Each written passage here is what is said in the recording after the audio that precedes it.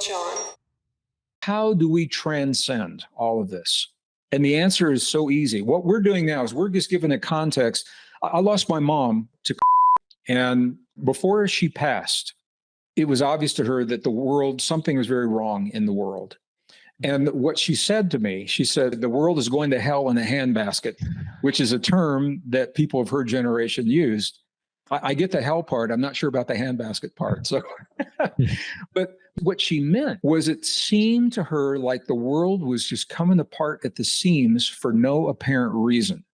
And because there was no apparent reason, it was very frightening for her. And I imagine it is for a lot of people.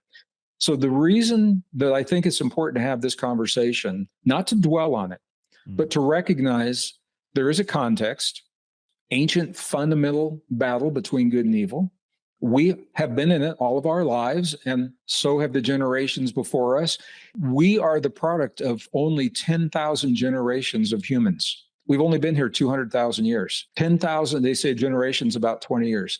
So 10,000 generations is how long we've been here. We've been in this battle, and we are obviously entering a new phase. Is it the end of the end? I don't know the answer to that. It has to be the end of what we've known because it's unsustainable. And that means it's the beginning of something new. So if we have that context, we could say, when we make our choices, we say, the choices I'm about to make, do they affirm life in the world and freedom? Or they deny life and freedom in the world. And the way that you triumph in a battle that is attempting to prevent you from being fully human is you simply live the best version of yourself. You love because you choose to love, and you love fearlessly without being afraid of what happens. You know, when we love, if you talk to someone and they're honest and you say, have you ever loved fully? Most people will say, I have been in love, and maybe it was a romantic, intimate relationship, or maybe it was with a friend or an animal or something. They'll say, I loved, but I didn't give 100% of my love. I held something back just in case. And that little inkling of fear is what our divinity frees us. It allows us to love freely and fully without the fear of what happens if it doesn't work. When we forgive, people say, oh yeah, man, I forgave my ex for betraying my trust. And she never, or he never acknowledged it. That we forgive, but we expect something to come back. In our divinity, we forgive for the sake of forgiving without that expectation, because we become the best version of ourselves. When we can communicate freely, imagine freely without fear of what we're imagining, create, innovate in our lives and in our world without fear, that is how you transcend. That's how you triumph, because you have overcome the fear that the evil wants to keep you less than your potential. There's biological evil that is replacing the human body. There's psychological evil. There's emotional evil. And it's all at our doorstep right now.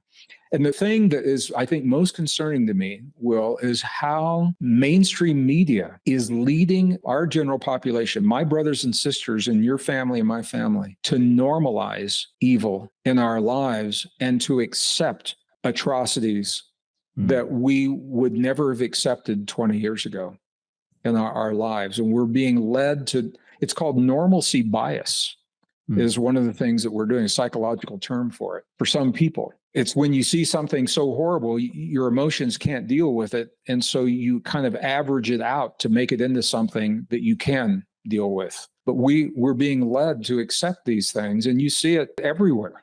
You know, I mean, I don't have to say, we've seen examples of it in music programs.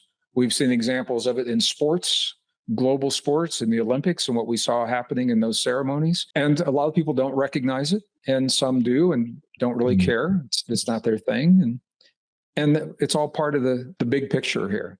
So the bottom line, what I would like, and I'm going to invite you, if you would do me a favor and not cut this up into TikTok segments that can be taken out of context. And now here's the reason. What we know is a lot of people are very fragile in the world right now. They're right on the edge because everything they've ever believed in is being taken from them and they don't know what to cling to. And when they see bits and pieces of a conversation like this without the context, it can actually be damaging. So I appreciate you helping me to honor our brothers and sisters. Absolutely. Absolutely.